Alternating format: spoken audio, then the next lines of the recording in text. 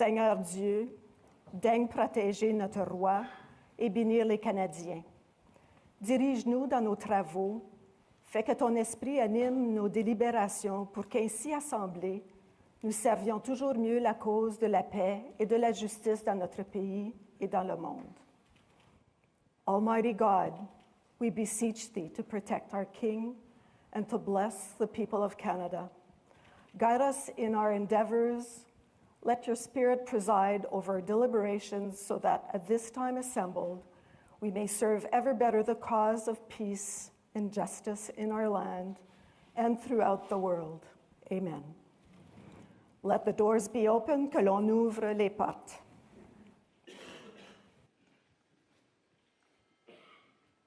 N'étant saisi d'aucune affaire, vous plaît-il, honorable sénateur, que la séance soit suspendue pour attendre l'arrivée de Sa Majesté le Roi? As there is no business before the Senate, is it your pleasure, honorable senators, that the sitting be suspended to await the arrival of His Majesty the King? D'accord, agreed.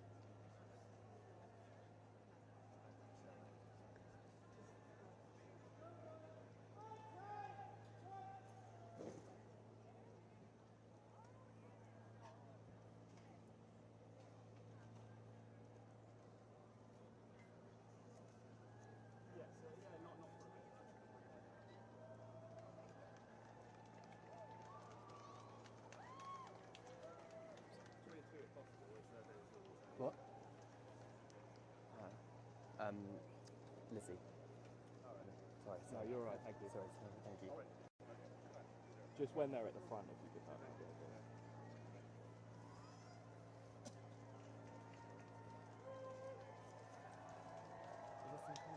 Are they early? Yeah, they're here. Yeah, they're there.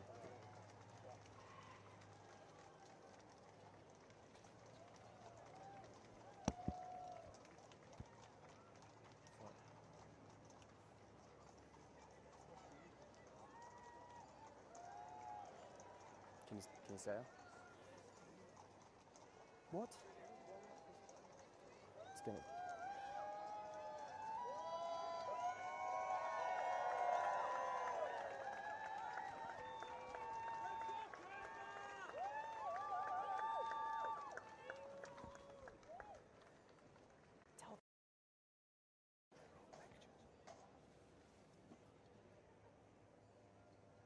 I think they've got a commentator actually, Tom.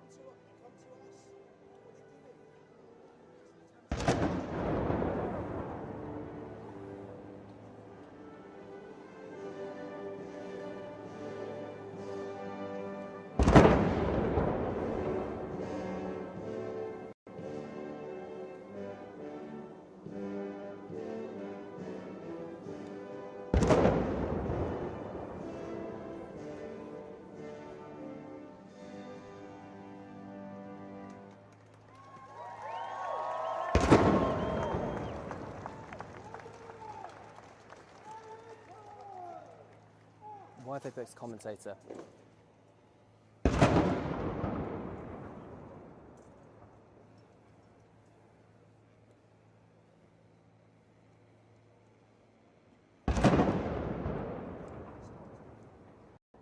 Yes.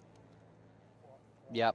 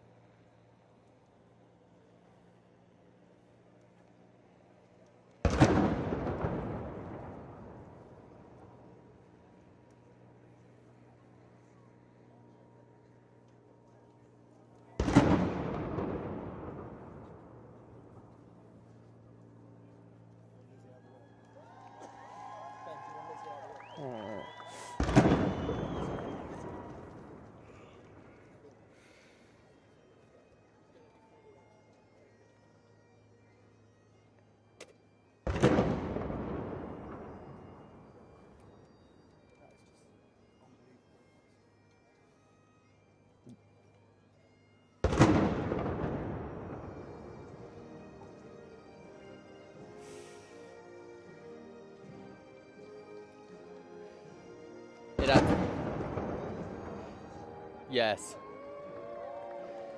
Yeah, absolutely, Martin. The King just walking past my position here, inspecting his Guard of Honour, a 100-person Guard of Honour from a 3rd Battalion Royal Canadian Regiment. Of course, we've just had the Royal Salute. You may be able to hear a number of bangs in the background as well. 21 gun salutes in honour of His Majesty being here for just at the start of the state opening of the 45th session of the Canadian Parliament. His Majesty wearing a suit and customary medal array and Order of Canada around his neck, blue and white tie, of course, blue, one of his favourite colours. The Queen, you may have also noticed a little bit earlier on, she arrived alongside the King inside the state landau carriage. She is wearing a blue crepe silk embroidered dress by Fiona Clare, a navy blue hat by Philip Tracy, but perhaps more poignantly, her own Canadian Rifles brooch. The Queen, of course, has a personal connection to Canada. Her great-great-great-grandfather was a premier here in the former province of Canada before it parted ways from the British Empire. But, Martin, the atmosphere here is incredible. The cheers from the crowd, singing the British national anthem, singing the Canadian national anthem, bearing in mind, of course, this is the King being here as King of Canada, so nothing really to do with the United Kingdom. It was just spectacular to see. Even Mark Carney, the Prime Minister, King again just walking past my position, even Mark Carney, the Prime Minister, got cheers from the crowds here. Of course, he's the one who is involved to open Parliament, elected very recently largely on an anti-Trump ticket, as President Trump has voiced his desire for Canada to become the 51st state of the United States of America, effectively annexing the country. But the King being here, of course, is a strong reminder to Canadians and those south of the border that it is King Charles who is head of state here in Canada. His Majesty just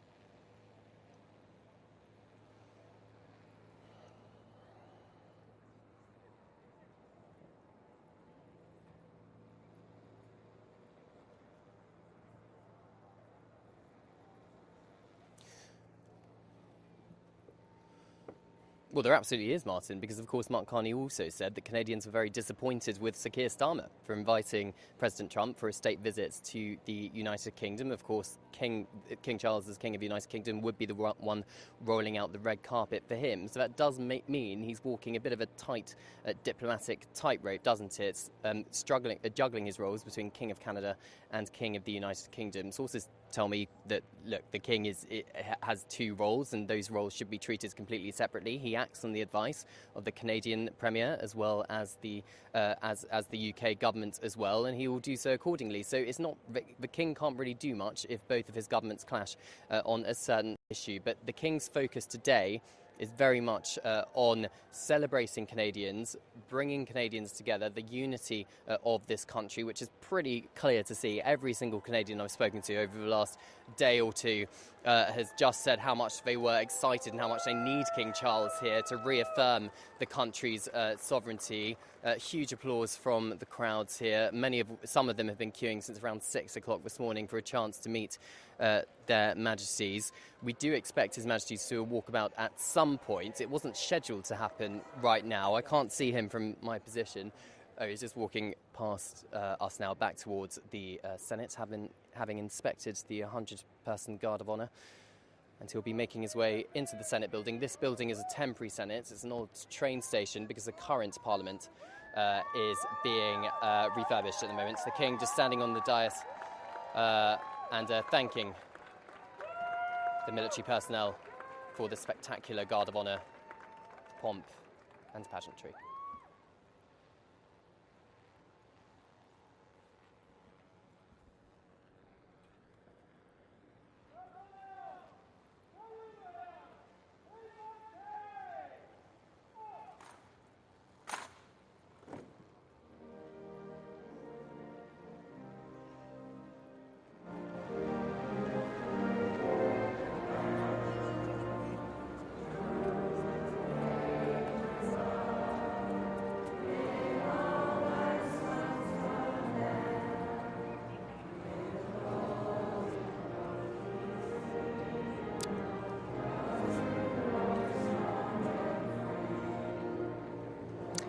Yes, Martin, I'm just going to pause for the national anthem. You may be able to hear the Canadians singing behind my position as the King watches on from Canada's Parliament.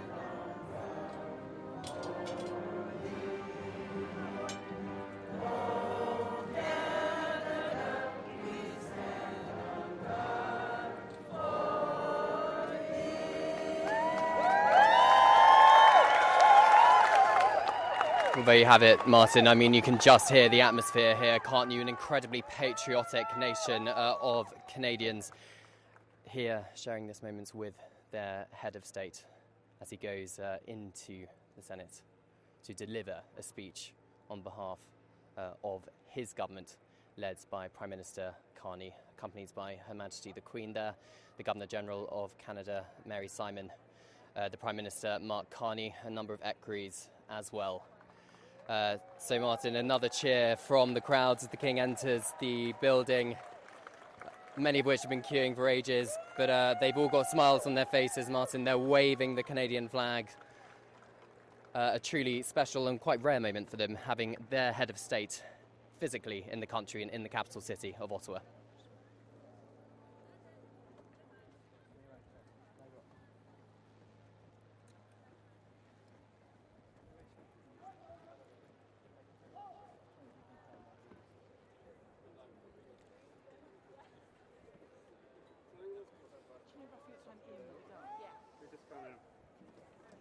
I think there's no one here realised what was there. Still on watches. Still on.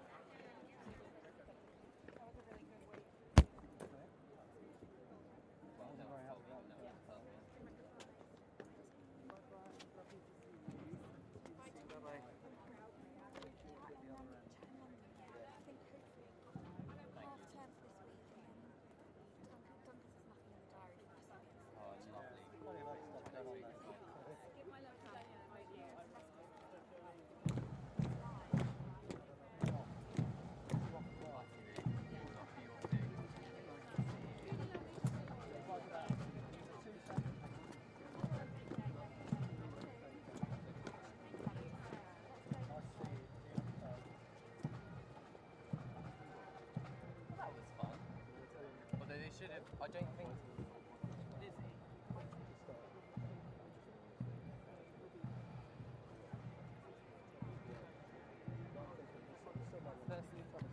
Firstly, I don't think we needed to go to the commentator first.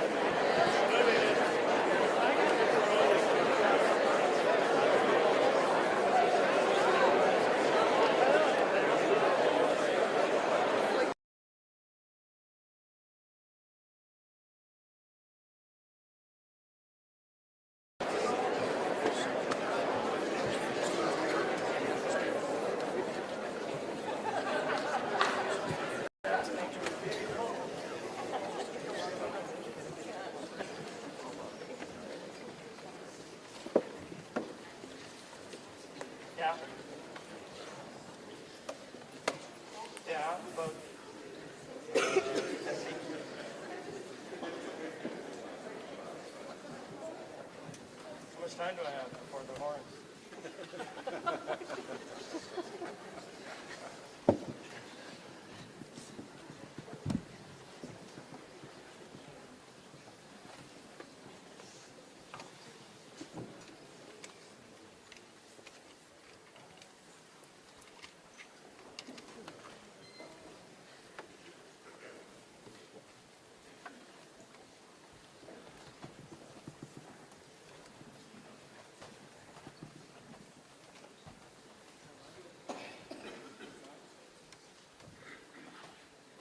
No, you want to dance?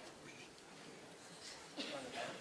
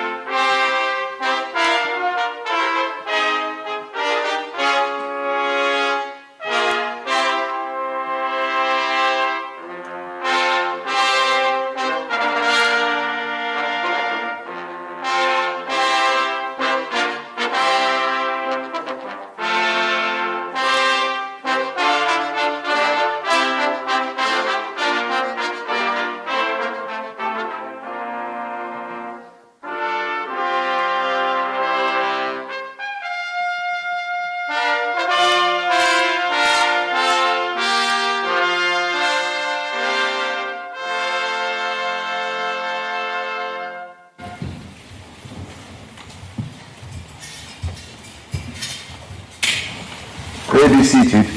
Veuillez vous asseoir.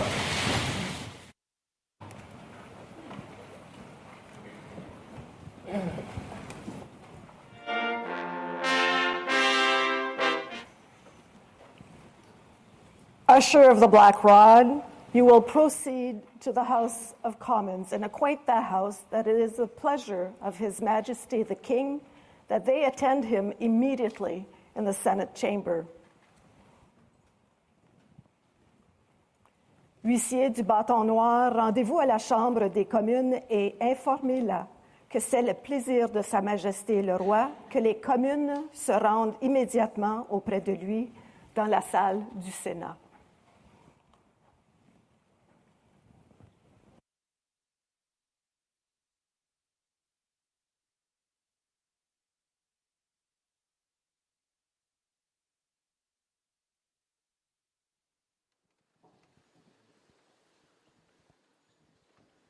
The House of Commons and acquaint that House that it is the pleasure of His Majesty the King that they attend him immediately in the Senate chamber.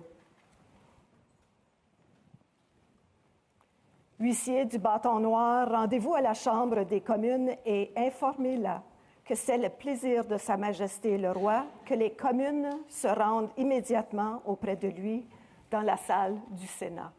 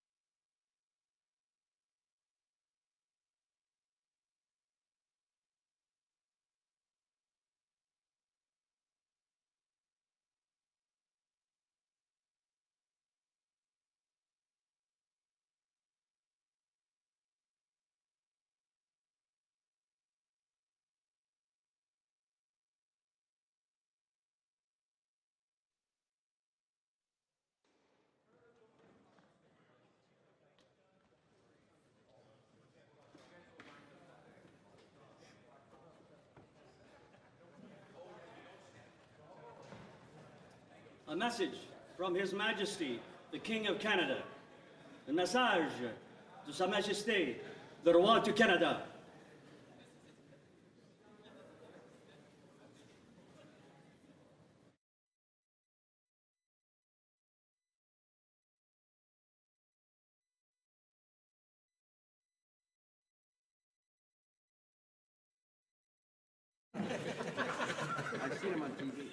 Mr. Speaker, a message from His Majesty the King.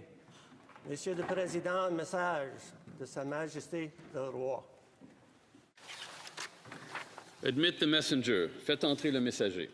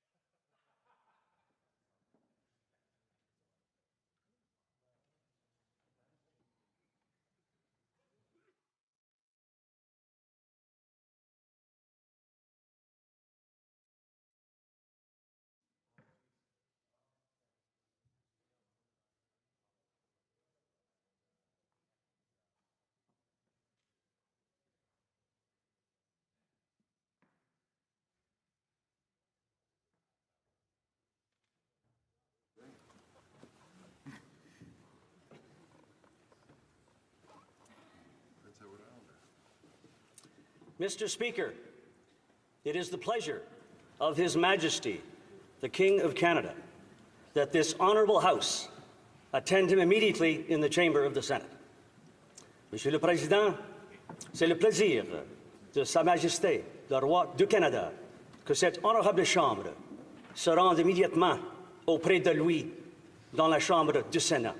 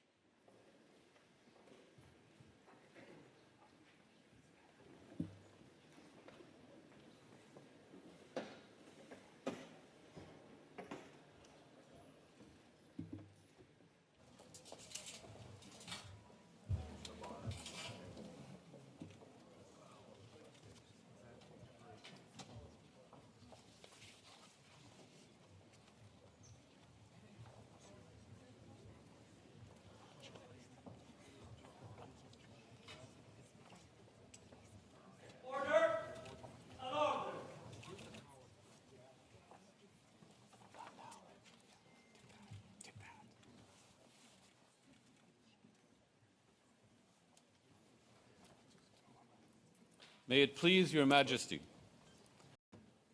The House of Commons has elected me their Speaker, though I am but little able to fulfill the important duties thus assigned to me.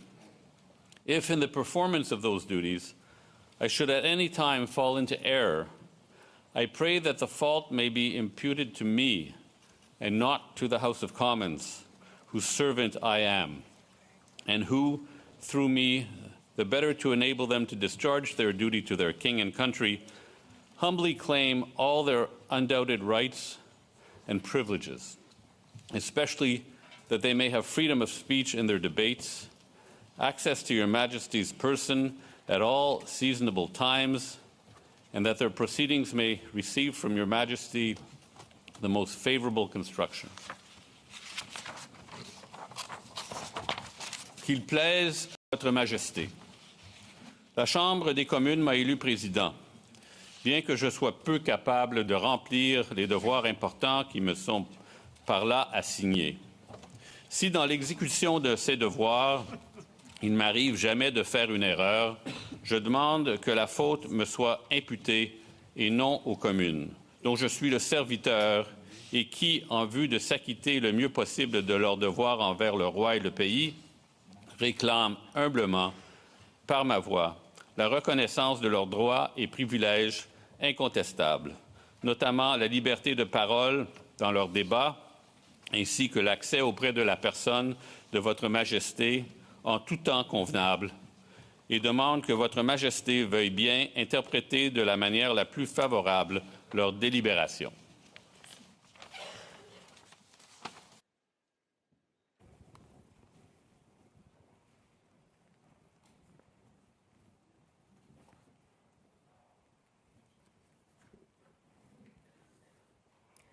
Mr. Speaker, I am commanded by His Majesty the King to declare to you that he freely confides in the duty and attachment of the House of Commons to His Majesty's person and government, and not doubting that their proceedings will be conducted with wisdom, temper, and prudence, he grants and upon all occasions will recognize and allow their constitutional privileges.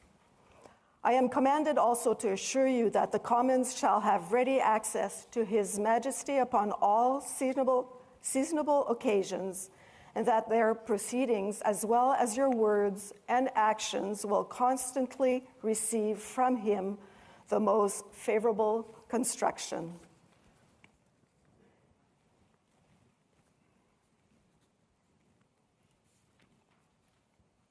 Monsieur le Président, Sa Majesté, le roi, me charge de vous dire que, ayant pleine confiance dans le loyalisme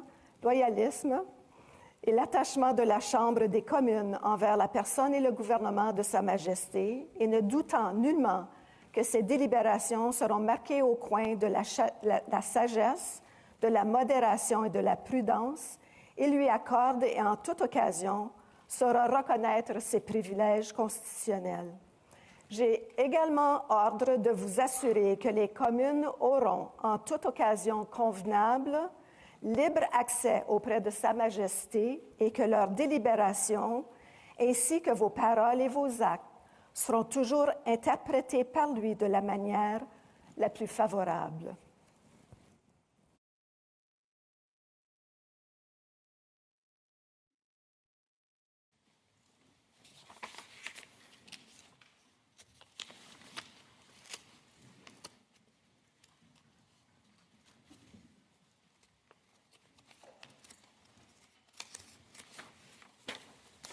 Honourable Senators, members of the House of Commons, it is with a deep sense of pride and pleasure that my wife and I join you here today as we witness Canadians coming together in a renewed sense of national pride, unity and hope.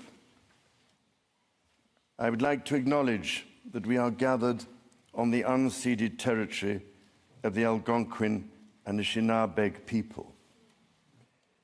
This land acknowledgement is a recognition of shared history as a nation, while continuing to deepen my own understanding. It is my great hope that in each of your communities and collectively as a country, a path is found toward truth and reconciliation in both word and deed. This is my 20th visit to Canada, spread over the course of more than half a century, and my first as sovereign. As I've said before, every time I come to Canada, a little more of Canada seeps into my bloodstream, and from there straight to my heart. I've always had the greatest admiration for Canada's unique identity, which is recognized across the world for bravery and sacrifice in defense of national values and for the diversity and kindness of Canadians. To the First Nations, Inuit and Métis peoples, you have welcomed my family and myself to your traditional lands with great warmth and hospitality, for which I am humbly grateful. This year, we mark the 80th anniversary of VE Day and VJ Day. On Juno Beach, at Dieppe, on the Somme, at Beaumont-Hamel, at Ypres, and on Vimy Ridge. At those places and many others, forever etched into our memories, Canadians fought and died alongside our closest allies. Aujourd'hui, je vois des élus venant d'un bout à l'autre du Canada, de Saint-Jean's à Terre-Neuve et Labrador, de Victoria en Colombie-Britannique et d'Arviat au Nunavut. Je vois des gardiens des droits et libertés garantis par la Charte canadienne. En tant que roi, je tiens à vous remercier de vous mettre au service de vos compatriotes, d'un bout ou l'autre de ce grand et beau pays. You speak for your communities, representing an incredible richness of cultures, languages, and perspectives. We owe it to this generation and those who succeed us to think and act for the greater good of all. While the world faces unprecedented challenges, generating uncertainties across the continents with regards to peace and stability, economics and climate change, your communities have the skills and determination to bring a wealth of solutions. En encourageant la collaboration et en tenant des débats respectueux et constructifs, vous permettrez à ce gouvernement d'agir de façon audacieuse et juste pour le bien des Canadiens et des Canadiennes. It has been nearly 70 years since the Sovereign first opened Parliament. In the time since, Canada has dramatically changed, repatriating its constitution, achieving full independence, and witnessing immense growth. Canada has embraced its British, French, and Indigenous roots and become a bold, ambitious, innovative country that is bilingual, truly multicultural, and committed to reconciliation. The Crown has for so long been a symbol of unity for Canada. It also represents stability and continuity from the past to the present. As it should, it stands proudly as a symbol of Canada today in all her richness and dynamism.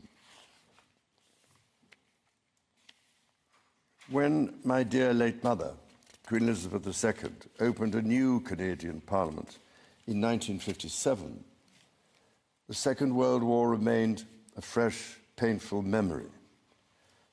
The Cold War was intensifying. Freedom and democracy were under threat. Canada was emerging as a growing economic power and a force for peace in the world. In the decades since, history has been punctuated by epoch-making events: the Vietnam War, the fall of the Berlin Wall, and the start of the War on Terror. Today, Canada faces another critical moment.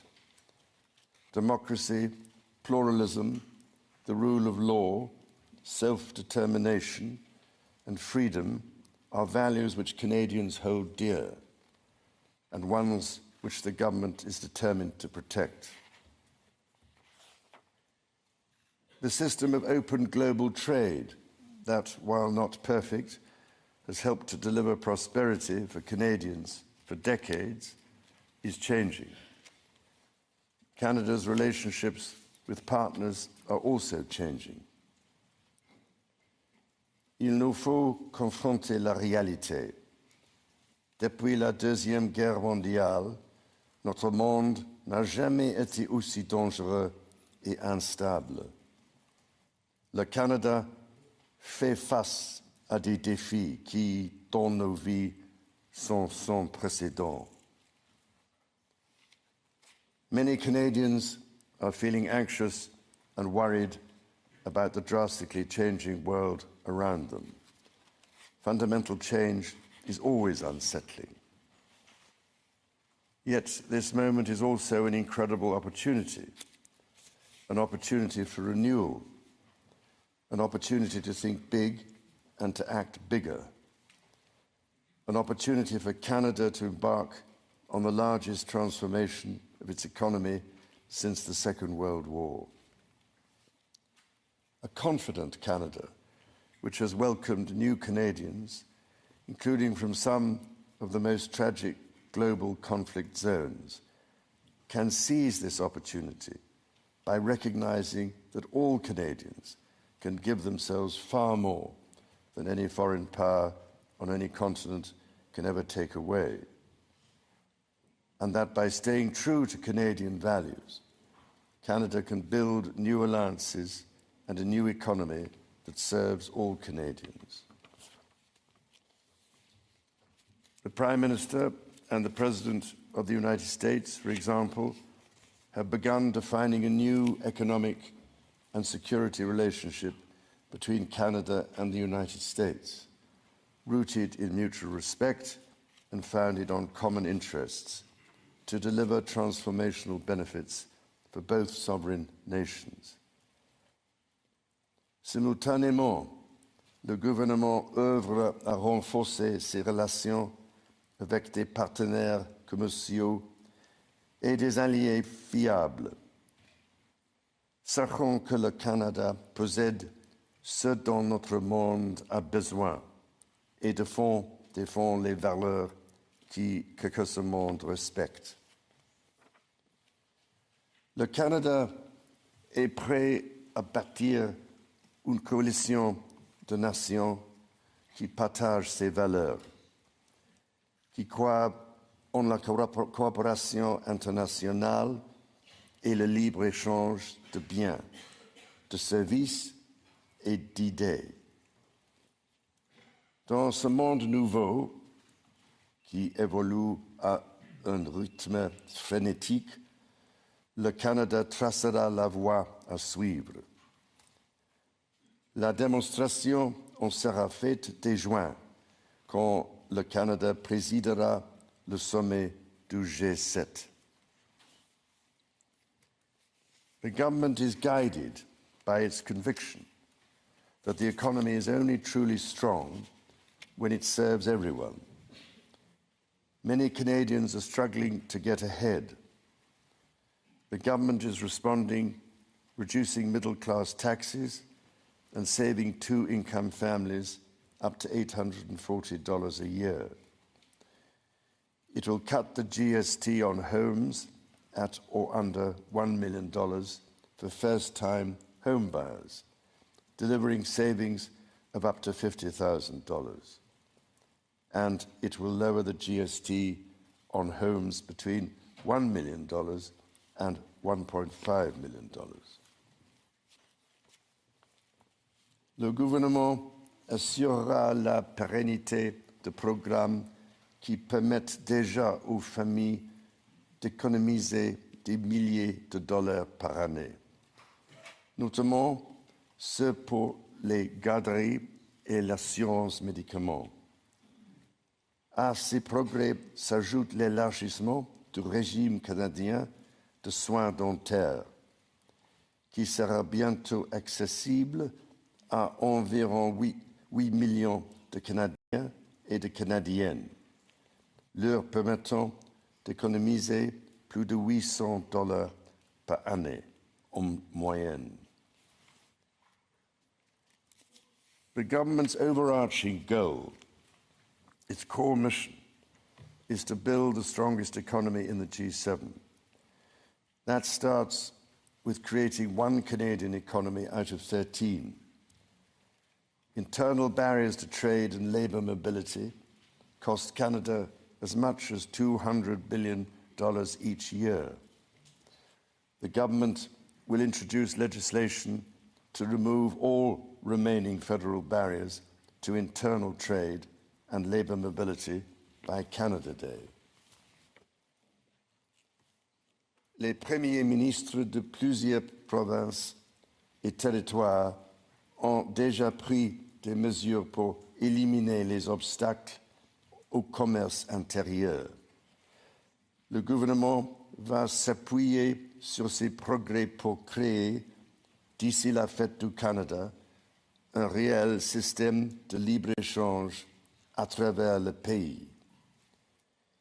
Il s'agit d'efforts essentiels pour permettre au Canada de réaliser tout son potentiel économique, mais cela reste insuffisant. To build Canada strong, the government is working closely with provinces, territories, and Indigenous peoples to identify and catalyse projects of national significance. Projects that will connect Canada, that will deepen Canada's ties with the world, and that will create high-paying jobs for generations. Given the pace of change and the scale of opportunities, speed is of the essence. Through the creation of a new major federal project office, the time needed to approve a project will be reduced from 5 years to 2, all while upholding Canada's world-leading environmental standards and its constitutional obligations to Indigenous peoples. The government will also strike cooperation agreements with every interested province and territory within 6 months to realise its goal of one project, one review. When Canadians come together, Canada builds things that last. Éliminer ces obstacles qui freinent l'économie canadienne permettra l'avènement d'une nouvelle ère de croissance grâce à laquelle le Canada va non seulement surmonter des guerres commerciales, mais en émerger plus fort que jamais. Cela lui permettra de devenir une superpuissance en matière d'énergie verte et conventionnelle, de bâtir une stratégie industrielle qui rendra le Canada plus compétitif à l'international, tout en luttant contre les changements climatiques, de bâtir des centaines de milliers de bonnes carrières dans les métiers spécialisés, et donc de faire du Canada une plaque tournante pour la science et l'innovation. Critically, the government will undertake a series of measures to help double the rate of home building while creating an entirely new housing industry, using Canadian technology, Canadian skilled workers, and Canadian lumber. The government will introduce measures to deliver affordable homes by creating Build Canada Homes. This mission-driven organization will act to accelerate the development of new affordable housing. It will invest in the growth of the prefabricated and modular housing industry, and it will provide significant financing to affordable home builders. The government will make the housing market work better, including by cutting municipal development charges in half for all multi-unit housing. The government will drive supply up to bring housing costs down. To be truly strong, Canada must be secure. To that end, the government will introduce legislation to enhance security at Canada's borders. Law enforcement and intelligence agencies will have new tools to stop the flow of fentanyl and its precursors. The Canada Border Services Agency will be given new powers to examine goods destined for export, to prevent the transport of illegal and stolen products, including cars. Le gouvernement protégera la souveraineté du Canada en rebâtissant, réarmant et réinvestissant dans les forces armées canadiennes. Il stimulera l'industrie militaire canadienne en prenant part au plan Réarm Europe et contribuera ainsi avec des partenaires européens à la sécurité transatlantique. Et il investira pour renforcer sa présence dans le Nord, alors que cette région, qui est partie intégrante de la nation canadienne, fait face à de nouvelles menaces. The government will discharge its duty to protect Canadians and their sovereign rights from wherever challenges may come at home or abroad. To keep communities safe, the government will hire 1,000 more RCMP personnel. It will change firearms licensing and strengthen enforcement of yellow and red flag laws. Weapons licenses for those convicted of intimate partner violence and those subject to protection orders will be revoked. Through the deployment of scanners, drones, and helicopters, additional personnel, and canine teams, the government will stem the tide of illegal guns and drugs across the border.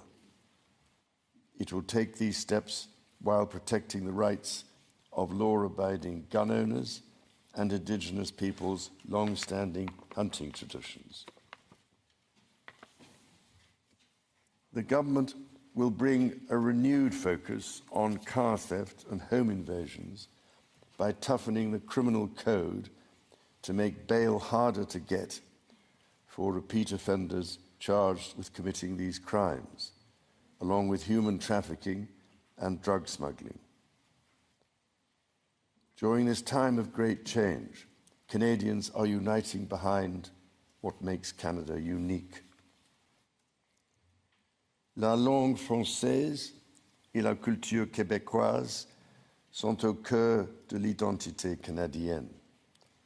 Elles définissent le pays que les Canadiens, les Canadiennes et moi aimons tant. Le Canada est un pays où l'on respecte et célèbre les langues officielles et les langues autochtones. Le gouvernement est déterminé à protéger les institutions qui font rayonner ces cultures et cette identité dans le monde entier, comme CBC Radio-Canada. Protéger ce qui nous donne accès à des aliments frais, sains et de qualité les producteurs agricoles et protéger la gestion de l'offre. Nature is core to Canada's identity. In 2022, Canada convened COP15 in Montreal, which concluded with 196 countries striking a historic agreement to protect 30% of their lands and 30% of waters by 2030. To this end, the government will protect more of Canada's nature than ever before through the creation of new national parks, national urban parks, marine protected areas, and other conservation initiatives. The government will always protect the rights and freedoms that the Charter guarantees for every Canadian. The government will be a reliable partner to Indigenous peoples, upholding its fundamental commitment to advancing reconciliation. Central to this commitment is the creation of long-term wealth and prosperity with Indigenous peoples. For that reason, the government will double the Indigenous Loan Guarantee Programme from $5 billion to $10 billion, enabling more Indigenous communities to become owners of major projects. As Canada moves forward with nation-building projects, the government will always be firmly guided by the principle of free, prior, and informed consent. Canada's immigration system has long been a source of pride for Canadians and of dynamism for the economy. The government is dedicated to rebuilding the trust of Canadians in immigration by restoring balance to the system. Le gouvernement instaurera une limite sur le nombre de travailleurs étrangers temporaires et d'étudiants internationaux, établissant un plafond qui, à partir de 2027, sera en deçà de 5% de la population canadienne. Simultanément, il attirera les meilleurs talents dans le monde pour bâtir l'économie. Et il fera savoir aux Canadiens et aux Canadiennes qui travaillent à l'étranger que s'ils songent à revenir au pays, il n'y a pas de moment plus propice pour le faire. Dans toutes ces actions, le gouvernement sera guidé par une nouvelle discipline fiscale. Dépenser moins pour que les Canadiens puissent investir plus. Day-to-day government spending, the government's operating budget, has been growing by 9% every year. The government will introduce measures to bring it below 2%. Transfers to provinces, territories, or individuals will be maintained. The government will balance its operating budget over the next 3 years by cutting waste, capping the public service, ending duplication, and deploying technology to improve public sector productivity.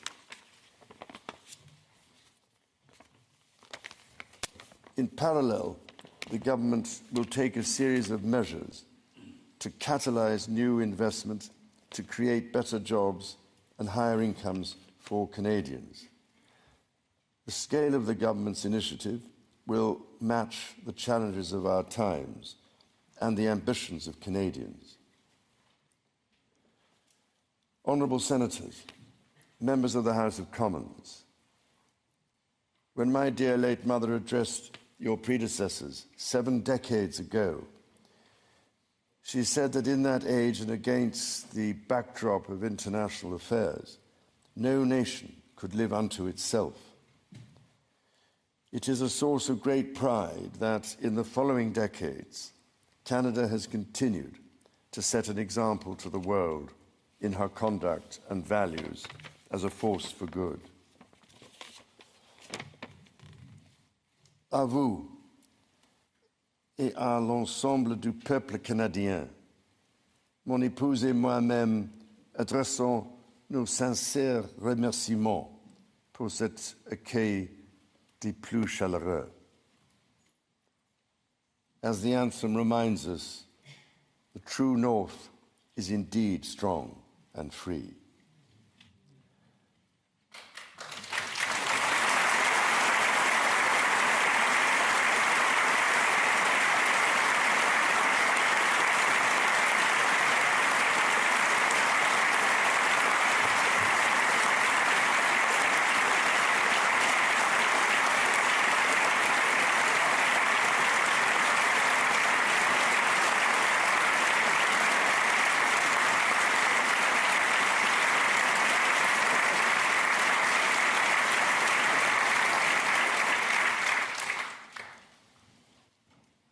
Members of the House of Commons, you will be asked to appropriate the funds to carry out the services and expenditures authorised by Parliament.